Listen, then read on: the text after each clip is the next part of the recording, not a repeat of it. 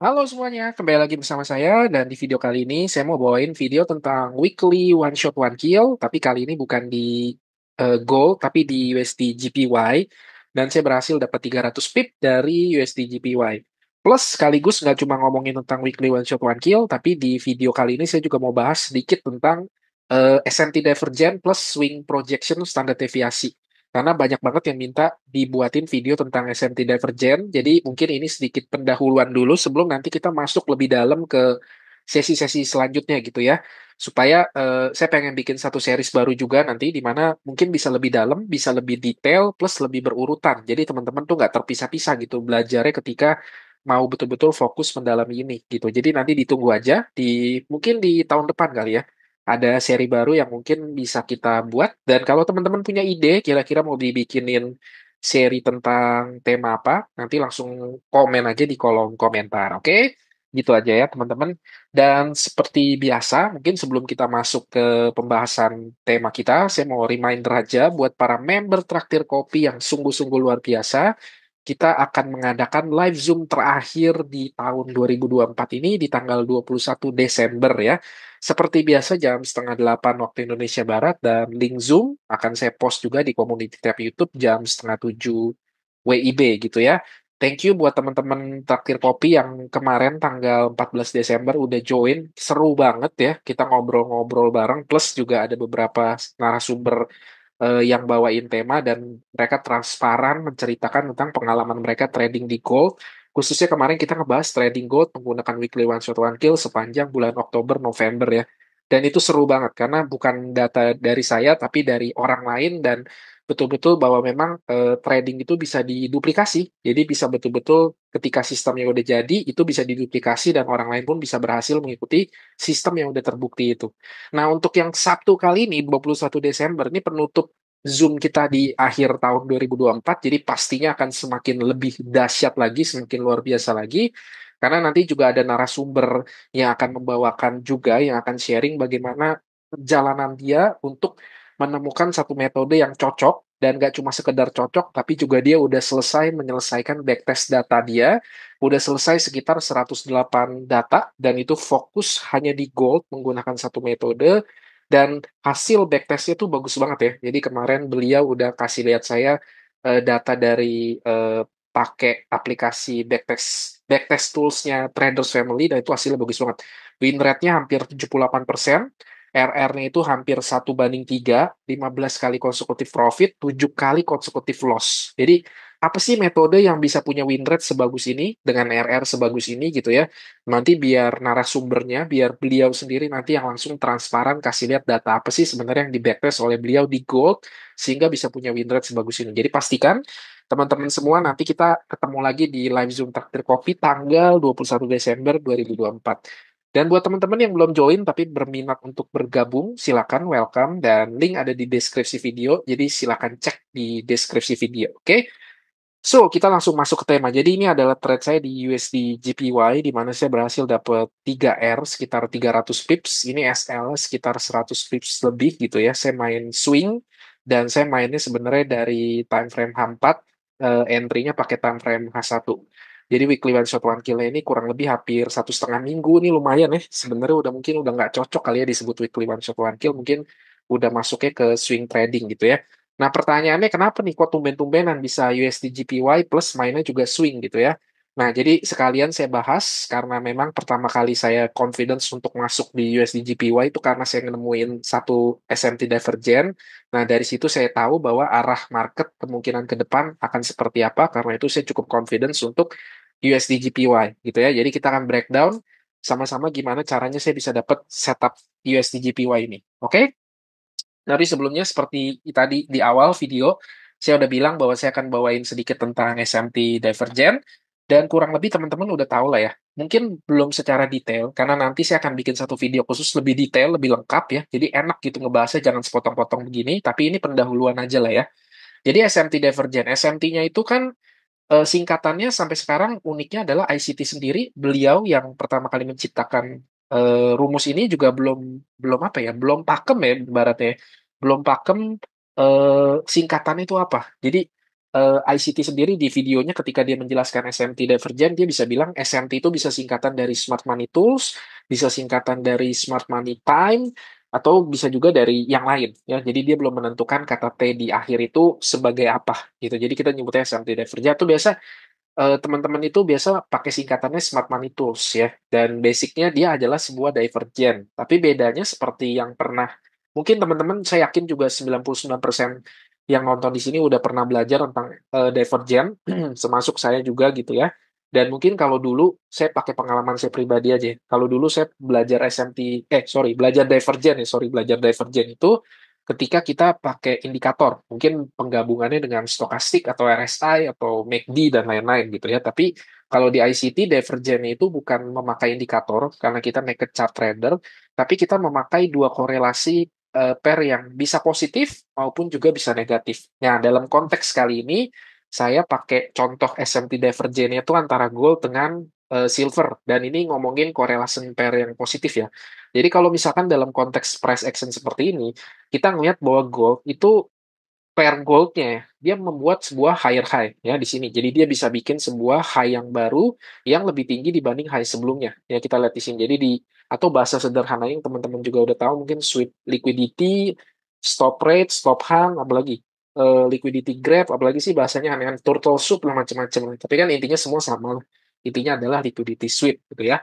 Sementara kalau kita lihat di silver ya, silver ini dia gagal untuk membentuk high yang baru. Jadi kita lihat bahwa ini adalah dua pair yang harusnya pergerakannya sama, pergerakannya percis, tapi struktur marketnya berbeda di sini ya. Kita lihat bahwa gold mampu membentuk sebuah high yang baru, sementara silver gagal membentuk high yang baru. Nah, ketika ada crack correlation seperti ini yang disebut sebagai SMT. Artinya ada apa ya? Kurang lebih ada tanda-tanda awal biasanya mulai terjadi reversal pattern ya. Jadi dalam konteks ini gold sama silver itu dua-duanya sama-sama bearish. Jadi kadang banyak yang nanya, Bang, ini pakainya sebenarnya yang mana sih, Bang? Kita entry-nya tetap secara teori sih kita entry di Feller Swing ya. Dalam konteks kali ini kan Feller Swing-nya di silver.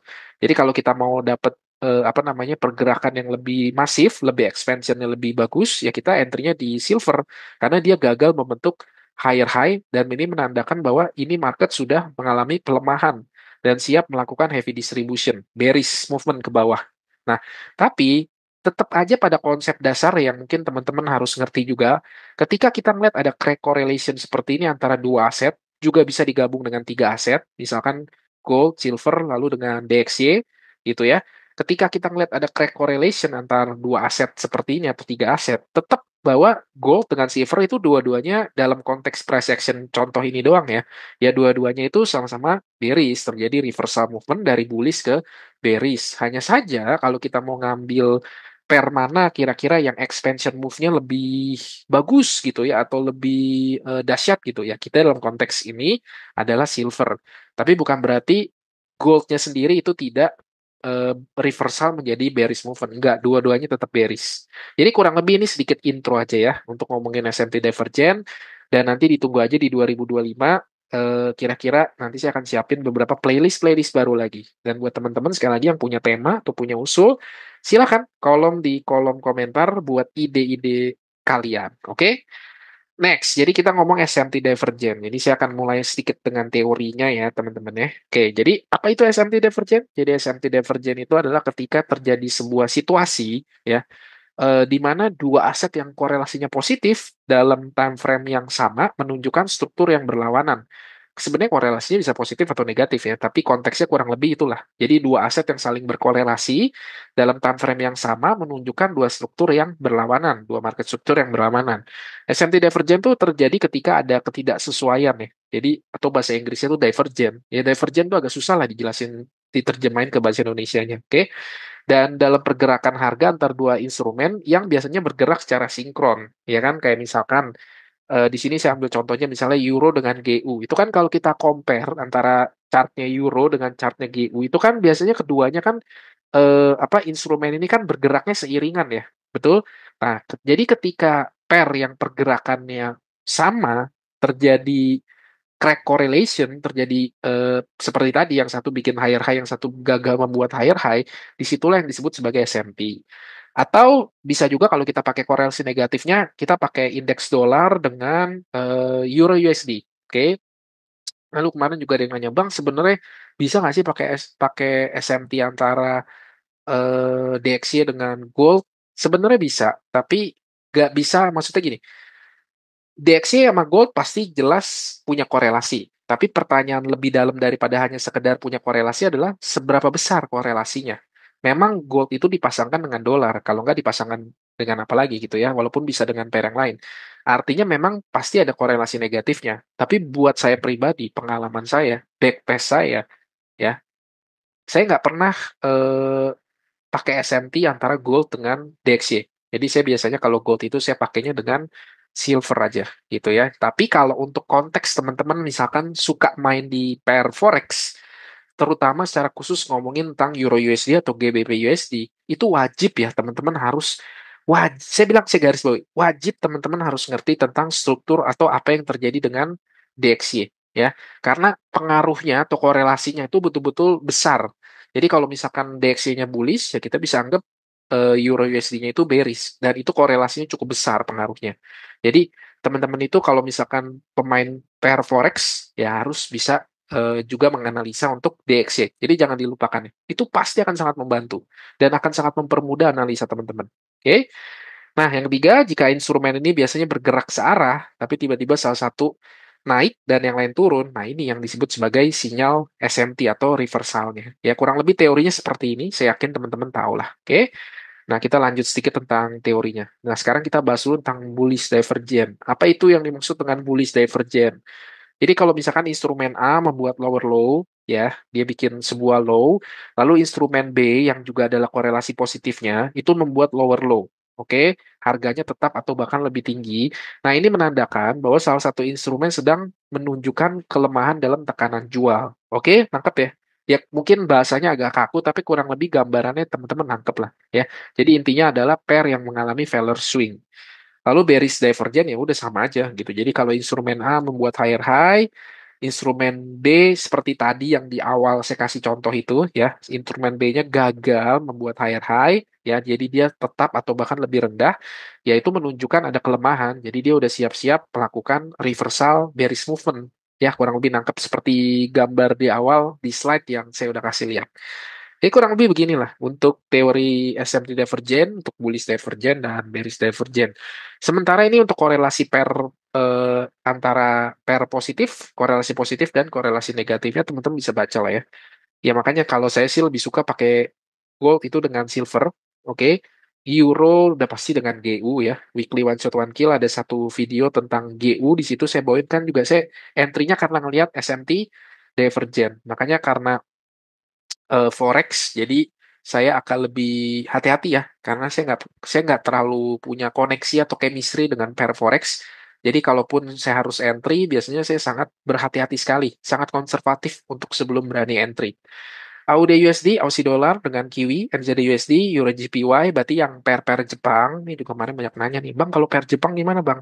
Sama aja, teman-teman. Jadi nggak usah bingung. Jadi kita ngikutin major pairnya aja, gitu ya. Jadi kalau Euro JPY berarti dengan pound yen ya. Kalau Aussie yen berarti dengan New Zealand yen gitu. USD CHF dengan USD GPY atau USD CAD. Jadi sama aja ya. Sementara untuk korelasi negatifnya di sini DXY ya, dolar indeks dengan euro ini kuat sekali ya korelasinya karena 60% komposisi DXY itu adalah euro ya. Jadi mereka ini sangat negatif sekali memang. Makanya buat pemain pair euro atau GU, pastikan teman-teman tuh mengikuti pergerakan DXY ya. Apalagi kalau sampai ketemu crack correlation SMT, wah itu cakep banget tuh. Di situ teman-teman bisa ngambil untuk pergerakan expansion move yang panjang. Oke? Lalu juga ini sorry kok UXDXY, maksudnya DXY ya teman-teman, sorry saya pakai bahasanya mungkin UXD index maksudnya ya dengan GBP USD. Jadi ibaratnya sama aja nih DXY dengan euro, DXY dengan pound ya sama aja ya. Gold dengan UCAD itu juga berlawanan ya. Makanya ketika kan saya pernah bilang juga di weekly kok di weekly sih di video forecast ya. Saya ada satu yang saya nggak terlalu suka yaitu ketika saya ngelihat gold dengan UCAD itu pergerakannya searah. Karena kan mereka harusnya korelasi negatif, tapi kok mereka bergeraknya searah.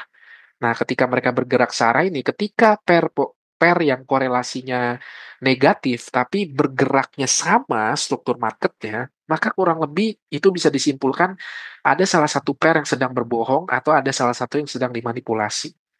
Nah, di situ momen dimana biasanya udah deh, lebih baik kita skip, lebih baik kita cari pair lain. Makanya saya pindahnya ke USD JPY, karena ya teman-teman tahu sendiri lah, gimana price action Desember ini menjelang NFP ya. Gold itu cuma sideways di range yang belum keluar-keluar, masih di dalam kandang aja gitu. Bahkan kemarin begitu NFP, saya pikir NFP akan ada pergerakan yang cukup masif. Ternyata sama aja ya, mengecewakan sekali ya pergerakannya masih bergerak di dalam range itu aja. Jadi consolidate liquidity engineering aja. Nah, jadi momen-momen begitulah biasanya saya mulai lirik pair lain ya untuk bisa nyari peluang entry karena udah 2 minggu nih. Udah 2 minggu belum ada sinyal. Jadi harus kejar sinyal kan, gitu ya. Oil dengan UCAD juga sama ya. Lalu Euro dengan UCEF. Jadi kalau misalnya mau pakai sesama pair forex, Euro dengan UCEF itu bisa dipakai. Kalau mau pakainya pembandingnya antara indeks dengan forex, ya itu pakai DXY dengan Euro atau GU. Oke, kurang lebih beginilah, ini juga di internet banyak kok ya. Anda Google atau Anda Instagram konten-konten itu juga banyak kok teman-teman yang udah sharing tentang SMT. Jadi harusnya nggak terlalu sulit ya kalau untuk ngomongin teori dasarnya. Tapi kalau untuk ngomongin prakteknya, nggak semudah yang di teori ya teman-teman ya. Khususnya kalau teman-teman yang udah punya banyak pengalaman menggunakan SMT itu memang nggak seindah teorinya. Itu nanti kita bahas itu khusus ya. Oke? Jadi ini intro aja dulu sedikit. Oke? Nah, ini beberapa tips saja kalau teman-teman memakai SMT Divergent. Jadi ini yang banyak salah kaprah yang saya suka lihat nih, ya. Banyak salah kaprah. Dan saya nggak nyalain juga sih, karena memang kadang beberapa konten itu nggak terlalu detail juga untuk menyebut hal ini. Jadi SMT Divergent itu bukan sebuah sinyal entry, teman-teman, ya. Dia itu hanya sebuah tools, hanya sebuah alat bantu untuk membantu kita membaca pergerakan tren ke depannya, ya. Dia bukan sebuah sinyal entry. Makanya ketika ketemu SMT Divergent, teman-teman tetap ya harus di-combine atau digabung dengan higher time frame PD array. Jadi misalkan sudah ketemu SMT Divergent, ya udah teman-teman untuk entry-nya tetap menggunakan setup favorit teman-teman. Misalkan yang suka unicorn setup, ya pakailah unicorn setup. Kalau yang suka pakai order block, ya pakailah order block. Dan seterusnya. Jadi tetap ya untuk entry itu kita nggak ada apapun yang dirubah gitu. Kayak misalkan teman-teman nonton jurnal playlist saya, Weekly One Shot One Kill kan tuh pasti pada tahu tuh ya. Kadang kan di sana juga saya banyak nyebut ada SMT kan.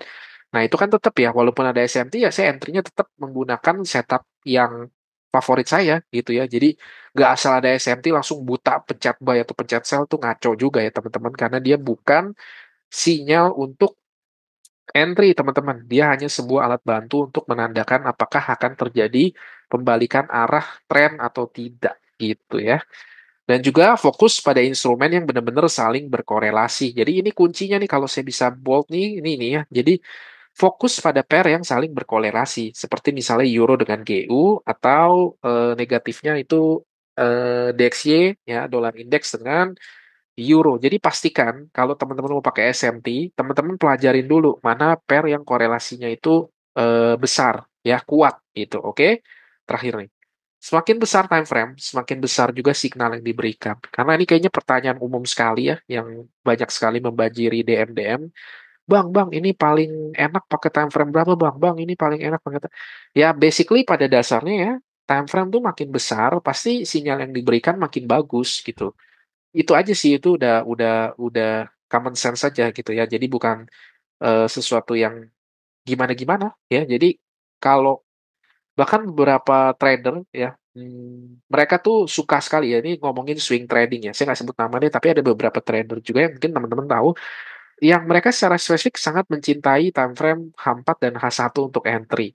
Karena menurut mereka itu time frame terbaik untuk kita bisa entry swing trading, dan itu akurasinya tinggi banget. Saya setuju sekali. Totally agree ya, saya nggak berdebat, itu betul sekali gitu. Karena memang betul, semakin besar time frame pasti sinyalnya semakin kuat tuh jelas. Dan juga kalau teman-teman perhatiin, semakin besar time frame, market structure-nya makin clean. Iya nggak sih? Coba cek deh. Coba kalau ke monthly, bandingin antara teman-teman analisa di monthly time frame dengan analisa di M15. Itu jauh, teman-teman ya. Jadi kalau yang suka bilang gold itu gimana sih Bang struktur marketnya, masih bingung nih segala macam. Ya, ya Kalau bingung, ya ini saran terbaik saya. Coba diperbesar time frame analisanya. Coba ke D1, ke W1, ke M1, monthly maksudnya. Di sana Anda akan melihat apa ya, lebih clear ya, price action yang lebih clear, yang lebih enak untuk dilihat. Analisanya juga lebih mudah. Oke, next. Jadi kita masuk nih sekarang setelah tadi udah di awal-awal saya udah bahas sedikit ya tentang S&P Divergent, sedikit-sedikit teori-teori dasarnya dia. Nah, sekarang kita masuk ke setup weekly one shot one kill USD GPY-nya. Oke.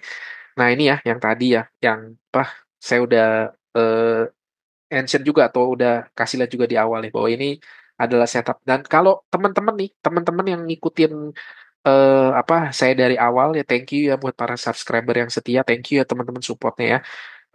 Ini teman-teman begitu ngeliat bagian ini ya, begitu ngeliat bagian ini sebenarnya udah tahu nih. Ini kan klasik setup kita banget ya.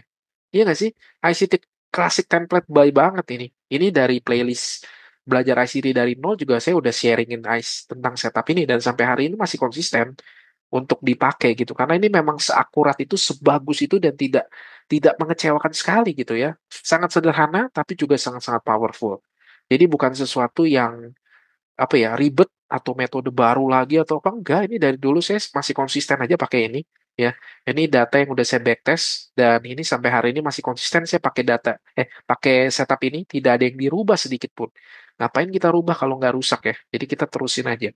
Oke, jadi kita breakdown ya bagaimana caranya saya bisa dapat setup ini dan bisa confident walaupun di sini agak sedikit drawdown nih ya. Ini makanya nih ya, karena saya juga udah punya pengalaman biasanya pair forex itu emang agak lebih drawdown nih. Jadi makanya stop loss-nya juga saya udah tempatin agak jauh.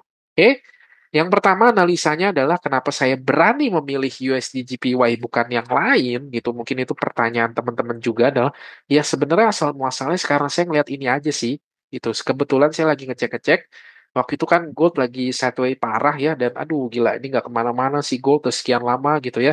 Akhirnya tiba-tiba begitu saya iseng-iseng ngecek-ngecek par lain loh, kok tiba-tiba saya ngeliat ada SMT divergent muncul antara dolar indeks dengan USD JPY.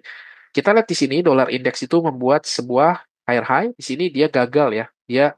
Dan seperti yang tadi saya bilang gitu ya. Kalau ditanya mana yang lebih baik untuk kita bisa entry, kalau ketika kita menemukan crack correlation seperti ini.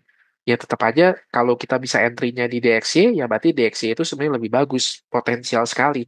Dan kalau kita ngelihat sedikit dari price action DXY, dia reject dari fair value gap discount di sini. Oke, daily ada SMT, lalu dia reject, dia udah nge-sweep di sini. Maka next targetnya adalah dari internal liquidity ke external liquidity. Jadi at least saya mau ngeliat dia ke sini. So, jadi ekspektasi saya untuk beberapa waktu ke depan itu dia masih bullish. But anything can happen. So, Dior ya, teman-teman. Dan terutama kalau kita ngomongin seasonality, sebenarnya kan seasonality-nya DXY itu untuk bulan Desember itu kan bearish ya. Tapi dia mana bullish gitu ya. Jadi ya be careful ya teman-teman ya. Tetap tetap jangan terlalu overconfidence dan tetap selalu double check untuk analisa teman-teman. But anyway, ya back to the topic gitu. Ini yang saya lihat pertama apa adanya SMT divergent antara dolar index dengan USD JPY. Jadi saya tahu di sini oke bahwa memang apa namanya indeks ini lagi strong bullish. Makanya bias saya juga di gold itu kan sebenarnya bearish ya. Walaupun ya itu ternyata apa namanya sideways ya gitu, nggak jelas. Tapi walaupun saya masih penekanan untuk gold, bearish saya masih bearish. Oke, jadi begitu saya ngelihat ini, akhirnya saya pilih untuk entry di USD JPY. Nah, eh, emang nggak apa-apa bang, entry di USD JPY kan failure swing-nya terjadinya di DXY. Ya nggak apa-apa gitu. Kenapa? Kenapa nggak apa-apa? Karena konteksnya kalau ini kita ngebandinginnya antara indeks dengan forex ya. Maksudnya gimana? Kan DXY itu kan indeks, sementara USD JPY itu forex. Dan kita tahu ya induknya forex itu kan DXY. Betul nggak? DXY itu kan punya apa ya? Punya kekuatan yang luar biasa sekali untuk mempengaruhi pair forex gitu. Kalau dia strong bullish seperti konteksnya ini, ya kita lihat maka yang terjadi adalah kita lihat itu teman-teman ya, XXUSD, Euro, GU dan lain-lain kecuali Euro ya. Itu kan pada jatuh semua NZD USD, AUD USD gitu. Jadi memang sesuai dengan analisanya gitu. Jadi walaupun di sini yang terjadi failure swing-nya adalah di DXY, tetap bukan berarti bahwa USD JPY-nya nggak bullish. nangkep ya, tetap aja bullish. Karena kalau DXY-nya bullish, UCAT, UCEF itu pasti bullish gitu. Jadi it's okay untuk entry di USD JPY juga walaupun terjadi failure swing-nya di dolar indeks. Karena pasti USD JPY-nya kan mengikuti induknya, mengikuti DXY-nya. Kalau dolarnya bullish, pasti USD JPY-nya juga, ya kan namanya juga USD-nya bullish dibanding yen-nya kan. Nangkep ya teman-teman, semoga ngerti lah gitu ya. Kurang lebih sesederhana ini aja sih gitu ya. Jadi it's okay untuk entry di USD JPY. Makanya ketika ngeliat ini, lumayan lah gitu ya. Dibanding nungguin gold gak jelas. Nah ini yang terjadi ya kalau kita lihat full apa namanya analisanya, kita ngeliat dia ngelakuin sweep liquidity di sini ya. Jadinya kan nge-sweep ya di sini ya. Di sini juga kalau kita lihat udah ada sweep dan kita lihat juga bearish fair value gap di sini udah dimasuk, reject, kemudian di boom gitu ya. Jadi ini udah tanda-tanda apa tanda-tanda kedua bahwa memang sudah terjadi MMXM model ya. Ini kan MMXM model banget dan kita lihat original consolidation-nya harusnya di area sini. Jadi bisa aja nanti mungkin dia lagi ada di fair value gap daily, dia reject sedikit, kemudian dia masih melanjutkan bullishness-nya minimal sampai area sini. But sekali lagi anything can happen, so jadi Dior ya. Oke.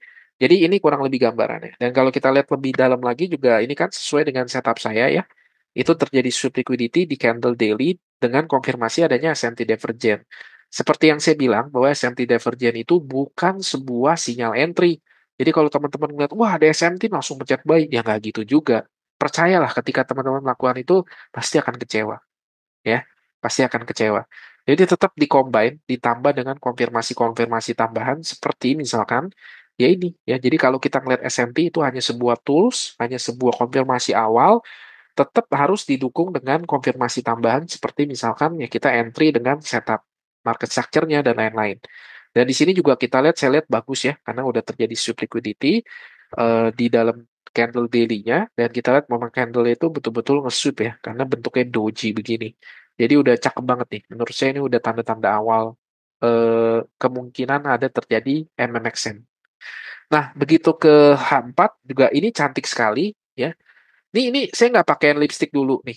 Harusnya teman-teman yang udah ngikutin dari awal banget nih, ngelihat begini juga harusnya udah tahu nih.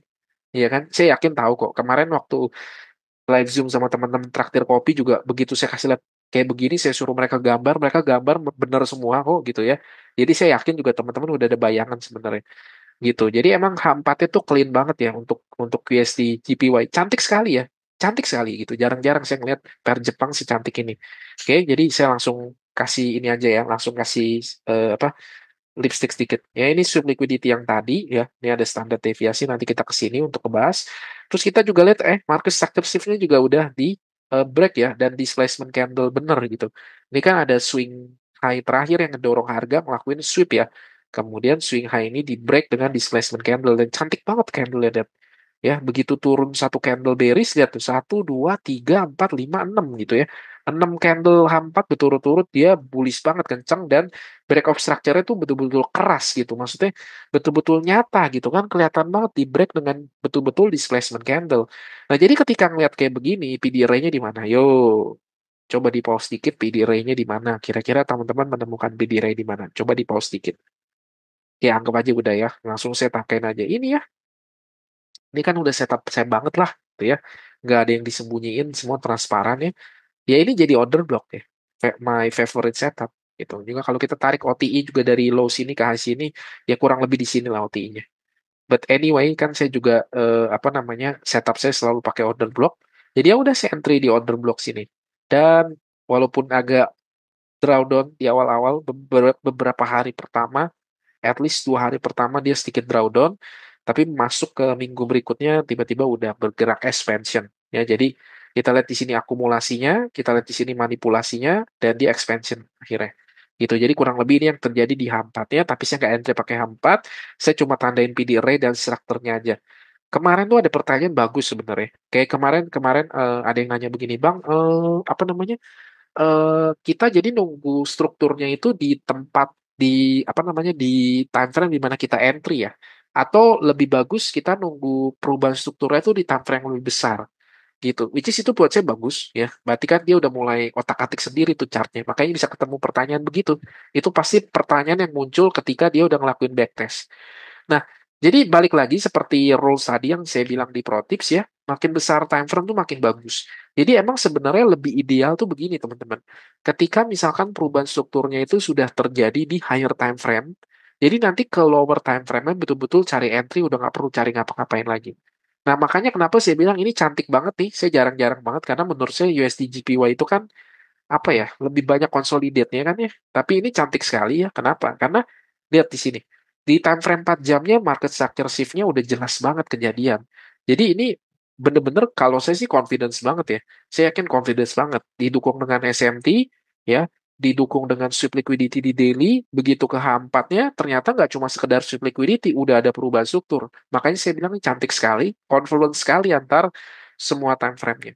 Jadi ketika ini terjadi, tinggal ke lower time frame, saya pakai time frame 1 jam untuk entry. Nah, di situ saya langsung entry aja. Nah, untuk di time frame 1 jam ya kita lihat ya bahwa ini kan tadi ya yang saya tanda ini adalah order blocknya H4. Ini market structure shift tadi di H4 sudah terjadi. Nah, di H1-nya seperti ini gitu ya.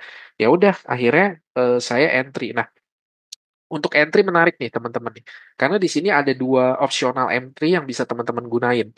Oke, ada dua optional entry. Ada yang bisa tahu nggak kira-kira atau ada yang udah bisa bayangkan nggak kira-kira ngelihat price action begini, modul entry yang saya pakai itu kan saya bilang ada dua kemungkinan modul entry yang bisa teman-teman pakai.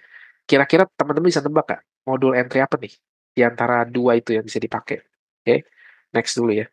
Itu dua modul entry-nya adalah ini teman-teman. Yang satu adalah kalau misalnya teman-teman pakai OTI. Teman-teman jadi OTI trader, dari swing low sini ke swing high sini teman-teman tarik OTI kurang lebih di sini. Kalau teman-teman ikutin ini ya, mungkin ini dapetnya presisi banget nih. Karena ini masih nge-sweep sekali lagi betul-betul terbang. Jadi pilihan pertama teman-teman bisa pakai OTI ya. Ini udah paling gampang ya teman-teman ini standar kita sekali. Atau yang kedua, opsional kedua untuk kita bisa enter, kita bisa pakai break and retest di previous daily high-nya. Ya, kita lihat di sini di hari Selasa, ini kan hari Senin ya, hari Selasa. Hari Selasanya ini kan previous daily high-nya sudah di break dari hari Rabu ya. Jadi waktu itu ada dua kemungkinan nih. Jadi saya waktu itu ketika saya ngelihat ini terjadi, saya punya dua apa namanya modul entry. Saya bisa entry di OTI atau saya bisa entry di previous day high-nya menggunakan break entry test. Nah, pertanyaannya adalah saya entry di mana? Yang akhirnya saya ambil adalah saya entry di previous daily high-nya. Pertanyaannya kenapa? Karena balik lagi, karena saya ngelihat udah terjadi SMT di higher time frame. Jadi saya takutnya ketika sudah ada SMT, itu kemungkinan besar harga udah siap melakukan expansion ya udah siap melakukan explosive move. Jadi daripada saya pikir nggak dapet nggak kebagian entry. Jadi kalau misalkan saya pikir kalau saya nanti limitnya di sini, ada kemungkinan bahwa nanti bisa jadi karena udah ada SMT di higher time frame, saya pikir dia akan siap untuk melakukan expansion move. Ternyata dia masih sedikit sideways untuk beberapa hari ke depan. Gitu. Jadi karena itu ya karena sudah ada SMT di daily time frame, makanya saya pilih untuk entry-nya menggunakan break and retest di previous daily high. Kalau bingung nih maksudnya apa sih entry break and retest previous daily, nanti bisa cari di video saya yang lain di time and price series. Itu kok nggak salah ngomonginnya temanya IBDA daily bias. Jadi nanti bisa di sana aja ya. Oke. Nah, jadi gitu. Jadi saya entry-nya di previous daily high sini, di break and retest. Nah, karena ya jadi saya sadar betul nih. Teman-teman saya sadar betul. Karena saya entry-nya di previous daily high, maka resikonya yang harus saya terima adalah saya harus bisa kasih stop loss tuh lebih lebar. Iya kan? Ya kalau misalnya entry-nya di OTI sini, mungkin kita bisa taruhnya di stop loss-nya di bawah sini. Atau di sini sekalian tuh boleh-boleh aja. Tapi karena kita entry-nya saya pilihnya di sini, ya artinya saya tetap harus konsekuen, saya taruhnya di sini, di bawah dari sub liquidity smart money, di area smart money reversal ini. Gitu. Jadi ini adalah area entry saya. Gitu. Nah nih, tuh lalu untuk entry-nya udah, sekarang exit-nya. Jadi ngomongin tentang swing projection. Swing projection-nya adalah ketika untuk menentukan exit-nya, sebenarnya kan kalau kita ngeliat dari daily time frame-nya, itu kan jelas banget ya, dari internal ke eksternal. Jadi sebenarnya kita bisa target itu lebih jauh lagi gitu. Tapi tetap aja jangan terlalu overconfidence. Ya walaupun saya masih ada apa lot juga kecil lah, kecil doang lah gitu ya buat masih disisain aja gitu. Tapi sebagian besar tuh udah saya TP semua habis gitu ya. Nah, untuk exit-nya, exit pertamanya bukan exit pertama juga sih gitu ya. Tapi at least bisa jadi bagian dari apa namanya area exit ya, strategi exit, kita bisa pakai swing projection. Nah, ini juga banyak teman-teman nanya nih, ngukurnya dari mana sih Bang? Swing projection standar deviasi itu selalu ya, swing projection standar deviasi itu diukur dari swing manipulation. Ya, swing manipulation. Nah, di sini kan dalam konteks price action ini, swing manipulationnya kan yang ini kan. Nangkep ya maksudnya swing manipulation yaitu swing high atau low terakhir yang mendorong harga melakukan sweep liquidity. Nah, itu yang disebut sebagai swing manipulation. Jadi kita ukur dari high sini ke low sini di time frame H1 ya teman-teman. Saya pakainya ini time frame H2 biar lebih enak dilihat aja. Tapi untuk nariknya kurang lebih begini. Dan ini saya dapatnya di sini. Untuk standar deviasi 2 dan 2,5. Dan kemarin di tepat di hari Jumat ya, dia berhenti tepat di area ini. Cantik sekali. Jadi kemarin udah 2 kali take profit di sini. Saya sisain lot kecil aja lah gitu, sampai suka-suka dia. Apakah betul-betul dia akan terbang ke sana ya? We don't know. Tapi yang at least saya udah secure profitnya. Jadi gitu cara saya entry. Nah, untuk swing projection gitu. Apakah semua swing projection bisa kita pakai untuk eh, apa namanya mengukur? Jawabannya enggak ya. Secara spesifik untuk mengukur kira-kira area distribusi itu akan sejauh mana, itu kita biasanya pakai swing projection. Nah, ini logikanya dari mana? Tetap balik lagi ke PO3AMD, akumulasi, manipulasi, dan distribusi. Karena kita tahu fase pertama adalah akumulasi, kemudian fase kedua manipulasi, fase ketiga distribusi. Dan karena kita percaya bahwa segala sesuatu itu dikendalikan oleh algoritma, dan segala sesuatu itu bisa terukur dan diukur, maka kita juga bisa mengukur kira-kira sejauh mana fase distribusi itu dilakukan. Di ICT sendiri, sebenarnya ada banyak sekali metode yang mengajarkan bagaimana cara mengukur fase distribusi. Swing projection itu cuma satu dari sekian banyak. Ada CBDR di sana, ada float di sana, ada ASEAN range di sana. Jadi banyak sebenarnya teman-teman apa namanya tools lain yang bisa dipakai untuk mengukur sejauh mana fase distribusi itu akan terjadi. Ya, ini biasanya saya yang paling gampangnya pakai swing projection aja. Dan itu juga menurut saya udah cukup bagus kok. Nggak perlu sampai yang ribet-ribet yang lain. Gitu, jadi kurang lebih begitu. Jadi entry-nya udah jelas tadi ya, PD array-nya, ya, entry-nya antara dua modul, saya pilih modul yang PDH, oke, lalu exit-nya juga udah jelas. Kenapa saya pilih exit di sini? Oke, jadi clear semua ya. Dan apa namanya konfirmasi awalnya SMT di breakdown ya sampai akhir sampai bisa entry sampai bisa exit juga. Semoga udah clear ya. Ya udah sisanya tinggal entry. Nah ini entry saya. Nah ini kemarin di MT4 kemarin saya sempat share di Instagram juga. Saya udah take profit 2 kali di sini. Apalagi udah mendekati weekend jadi udahlah nggak ada gunanya juga nahan-nahan lagi. Dan walaupun secara trading view ini kayaknya kesannya 3R, tapi sebenarnya di broker itu nggak nyampe sih ya, dipotong biaya swap, spread dan lain-lain nggak nyampe 3R sebenarnya gitu. Oke, jadi kurang lebih begitulah trade breakdown untuk USD JPY ya menggunakan SMT Divergent untuk konfirmasi awal sebagai entry, lalu untuk modul entry-nya menggunakan modul break and retest, oke. Lalu untuk exit-nya menggunakan swing projection gitu. Jadi komplit ya gitu. Semoga ini jadi apa ya? Ya bisa membantu lah teman-teman ya yang mungkin punya pertanyaan-pertanyaan seputar hal-hal tadi gitu.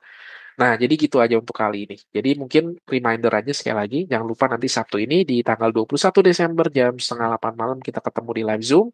Plus buat teman-teman juga yang mau Q&A, tanya-tanya secara langsung live sama saya, nanti bisa di Q&A. Karena teman-teman, kalau misal teman-teman komen, Bang di menit sekian Bang, aduh saya gimana jawabnya sih teman-teman gitu, saya juga bingung gitu loh. Ya, jadi kalau mau nanya-nanya udah paling enak di nanti ketemu di live Zoom traktir kopi. Itu kan biasa ada Q&A-nya di akhir. Nah, di situ tanya-tanya deh gitu ya. Jangan nanya-nanya di kolom komentar menit kesekian kesekian dulu. Aduh, gimana sih kejelasinnya gitu teman-teman. Ya, jadi gitu aja teman-teman. Sampai ketemu nanti di live Zoom traktir kopi. Terima kasih buat teman-teman yang udah menonton, yang udah setia menonton ya gitu ya dari awal sampai akhir. Thank you semuanya, saya mendoakan secara tulus biar teman-teman boleh semakin sukses, semakin mandiri, semakin profitable sebagai seorang trader. Oke, jadi kita ketemu lagi di video selanjutnya. Kalau ada tema-tema tertentu yang ingin dibahas, silahkan komen di kolom komentar. Oke, thank you semuanya. Happy cuan dan bye-bye.